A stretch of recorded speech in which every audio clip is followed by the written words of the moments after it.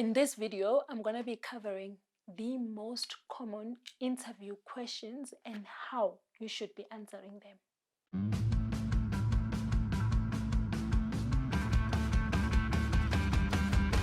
Hi guys, my name is Nox. Welcome back to my channel. If you are new here, go ahead and press that subscribe button. So guys, today I have selected 4 common interview questions, and I'm actually giving you the formula on how you should be answering them, or how you should structure them when you are answering during an interview. So question number 1, this is I call it the icebreaker.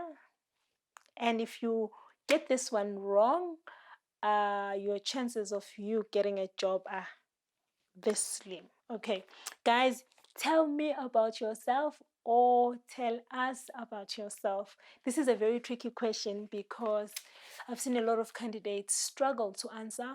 Not only do they not know what to say, but they are confused in terms of what information they should be sharing when you are asked this question. Okay, guys, when they ask you, tell us about yourself or tell me about yourself, they are asking your story, your professional story, if I may put it like that. They're not asking you about your personal things, like how many kids you have and all these things that we normally, or how we introduce ourselves when we meet with friends, in clubs, wherever we go for fun, or in social spaces. But when you go for an interview and this question comes, it's gonna come, right? It's normally the very first question they ask you. So this, I call it the icebreaker. This question, if you don't get it right, and if you don't give them more details, they, at the back of their minds, they have already made a decision. So how should you be answering this question? So this question, when they say, tell us about yourself, they want to know your skills, they want to know your experience and where you started in your career. It's always nice to start where you started to the position that you are currently doing. So be very detailed. Guys, I'm all about details, and I know everyone, when they're interviewing you, they've gone through your CV, they see your CV. So what they're looking for here is how confident you are to tell your story. Remember, when you go for an interview, you are there to sell yourself. So don't sell yourself short. So when they're asking, tell us about yourself, here you are saying, they know your name, right? They know how old you are, right? Because you would have provided your date of birth or your ID number. So you can though say 32, 30, depending your age, and then you do say you completed your matric, where you then studied 1, 2, 3. These are the qualifications that you obtained at this time. This is what you obtained, all those things. And then you do say, because my interest is in 1, 2, 3, I then started working as a what, working for this company, and this is what I was doing. This is what I was exposed to. So you are going in detail in your professional story. Remember this, tell me about yourself, professional story. And that's how you're going to get it right. So you're not touching base on how many boyfriends you have, if you are married to this amazing husband. They don't want to know those things, right? Okay. Question number 2, what are your strengths? This is very easy. And yeah, right? When you are old enough to work, or you've worked, there are things that you discover about yourself that stand out, that are good.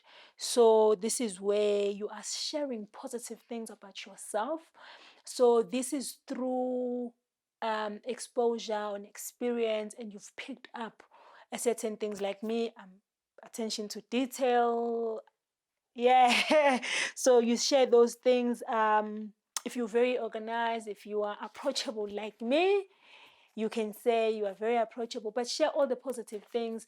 And I always say, people that make it to the interview, those are the good storytellers. So you can sort of make a story out of it, that, hey, what I've realized is, every time or wherever I go at work, if a new person comes in, they would get to know me first, or they're more comfortable around me. So I know for a fact that I'm very easily approachable. I am goal driven. You don't have to remind me. I very focused. My deadlines, I understand if I pay attention to details, and I know this because reports that I've sent, I never really get any feedback that is not clear. So I do my things, I'm proper. So this one is very easy. Strength, things that are positive about yourself. But another question that makes people take a back seat, think again, and say, hey, do I really want to share these things, is when they ask you about weaknesses. Guys, I'm going to give you a winning formula on how you should answer, or how you should structure your answer when you are answering this question. There's no way they're not going to ask you. Number one, why are they asking you your weaknesses? They want to know that you are fully aware, so you know yourself and you know things that you need to work on. Guys, trust me, we all have things to work on.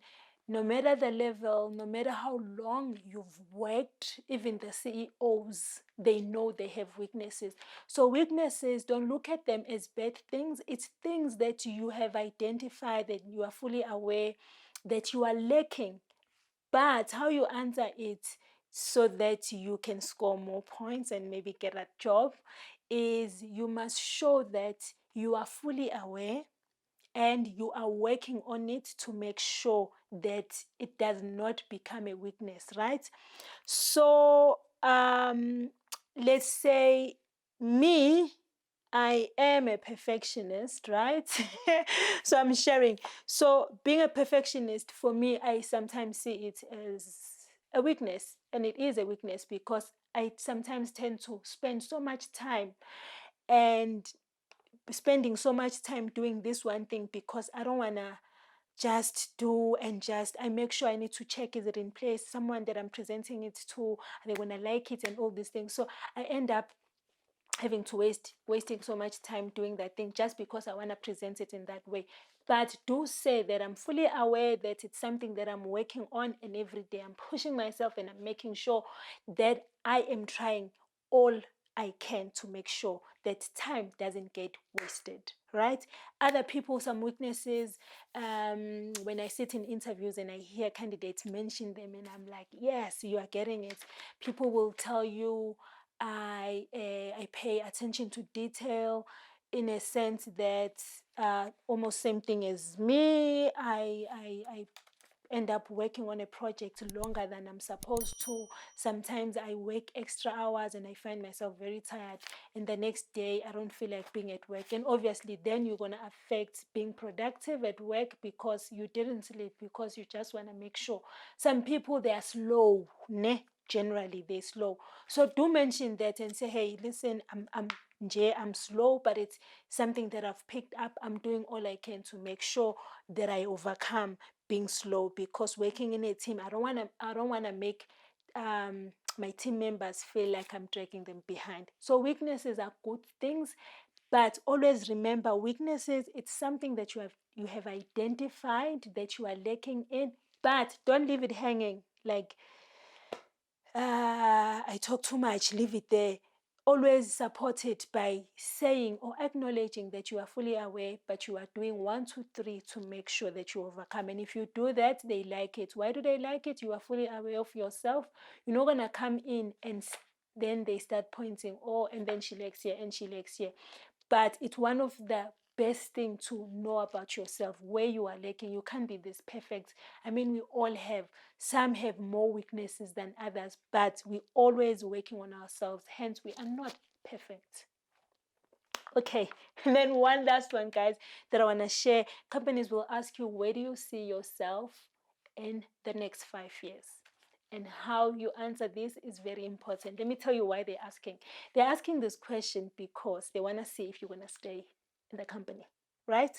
So I have seen very ambitious people, and there's nothing wrong about being ambitious, but I've heard people saying, in the next 5 years, the plan is to open my own company. I want to be my own boss. I want to be the CEO. And guys, you say that a company won't really consider you. They will not, because why are they asking this question? They're asking to see if you'll stick around, if the plans that they have about the position, you'll still be there.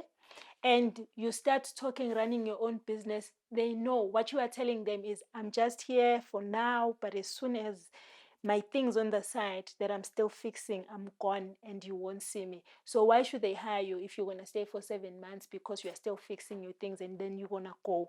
So don't mention anything about running a business, even if you are planning to do that, because most of us really would enjoy working for ourselves. Keep it to yourself. It's not the right time to share, especially during the interview. Okay, now when I say how long you're gonna stay, guys, as much, I mean, when they decide to go for you as a candidate, it's a win-win situation. You can stay for 2 years, you can stay for 10 years, you can stay for 2 months, but they are using these questions to sort of check if you are the right person. Remember, the company want to hire someone that will stay long enough to learn about the company, to fit properly and start changing. Remember, when they come up with a position, you need to be the solution to the position. So they want someone that will not just cost them and then leave before they make an impact or change things that they want to change or turn things around as one of the goals why they looking for people to work for them. So um the best way to do it, guys, is you break it down and say, so in the next year or two, or in the next 2 or 3 years, I will see myself mastering this position, doing all I can, putting more effort. And then you mention the position that you are being interviewed for. Be very realistic with your goals and in terms of growth that you are expecting, because if you are expecting to be promoted to a director, which is maybe like 2 steps from the position that they are currently hiring for, they are very realistic as a company, and they can feel, or your answer can make them feel like it's impossible for them to give you what you want. And remember, you have your own expectation, the company have their own expectation, and throughout the process they are trying to see if they can match and you can match as well, so you guys have a solid or a standing point, or where you can actually agree that, you know what, let's do this position, let's go for it. So 5 years experience, 5 years, or your goals for the next 5 years, or where you see yourself for the next 5 years. Do show that you are looking for growth, but leave it open. Don't be too demanding. Yeah, then I must be promoted to this. Remember, you don't know what will come on along the way. You don't know the challenges as yet. And some of the challenges companies won't share with you upfront. Some of the challenges you discover when you are with the company. Sometimes you walk in thinking I should be promoted in the next 2 years, and then it takes 2.5 to 3 years for you to get your promotion. So be very open-minded. Don't be too much. Don't be all over when it comes to this question, but do show that you are looking for growth. But because if you answer this showing that you are looking for growth, companies are looking for people that wants to see themselves grow. They don't want, most companies, if I may put it like that, don't want people that are comfortable doing what they are doing for the next 10 years, because you must move to make space for someone else and you must show that you are growing. So guys, these are my 4 that I've selected. I know there's more and I'll make sure I'll cover that. Go back, think, make some notes and use these formulas, because it's very important how you answer. And guys, if you are new here and if you have not subscribed yet, go ahead and press that subscribe button. Otherwise, see you on the next video.